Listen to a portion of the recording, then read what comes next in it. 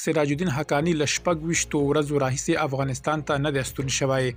اسلامي امارت اختلافونه ردوي، خو اصلي کیسه څه ده؟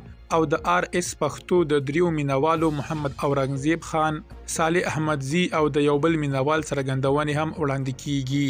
درنو لیدونکو ستړي مه شئ. د اسلامي امارت د کورنۍ چارو چارسنباله وزیر او د حقانی ډلې مشر سراج الدین حقانی له 26 ورځو راهیسې لا هم افغانستان ته نه دی ستون شوی. د اسلامي امارت یوې باوري سرچینې BBC پښتو ته ویلي چې حقانی د جنوري پر 23مه سعودي عربستان ته تللی و، خو لا هم د بیرته راتګ نښې نشته.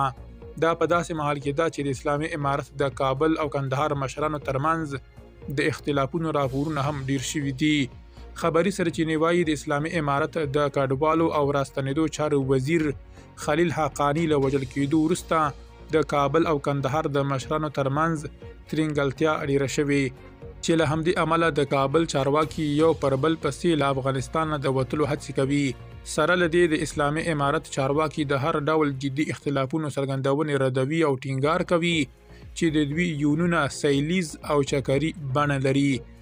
خو له افغانستان نه وتلو چارواکو تر اوسه د رسنیو پر وړاندې د خپلو یونونو په اړه څرګندونې نه دي کړي. کیسه خرابه شوه. د اسلامي امارت د سقوط پړاو پیل شوی راپور ته د RS پښتو مینوال ښاغلي صالح احمدزي لیکلي، نو بیا مو بدبختي مبارک شه. بیا به چور چپاول، بېناموسي او وژنې پیل شي. یو څو آرامخواره او رشوتخواره به شتمن شي او نور به بیا د بدبختۍ ژوند تیروي. په ولاکه وداني ووینئ او یا له ګاونډیو څخه خپل حقونه واخلئ.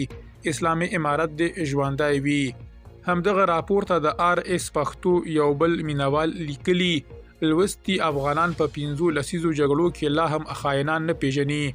په هیواد کې غلا او فساد لا پسې ډیر شوی.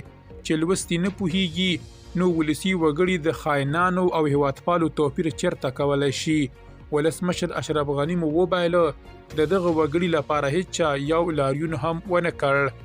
مهم خبر، په افغانستان کې دریمه ولسواکي جوړیږي، خو د اسلامي امارت د مشرانو برخلیک ولسواکي که غرونه راپور ته د RS پښتو یو مینوال ښاغلي محمد اورنګزیب خان لیکلي، دا دومخي یعنی جنګ سالاران او د ولسواکي چارواکي په افغانستان کې ځای نه لري.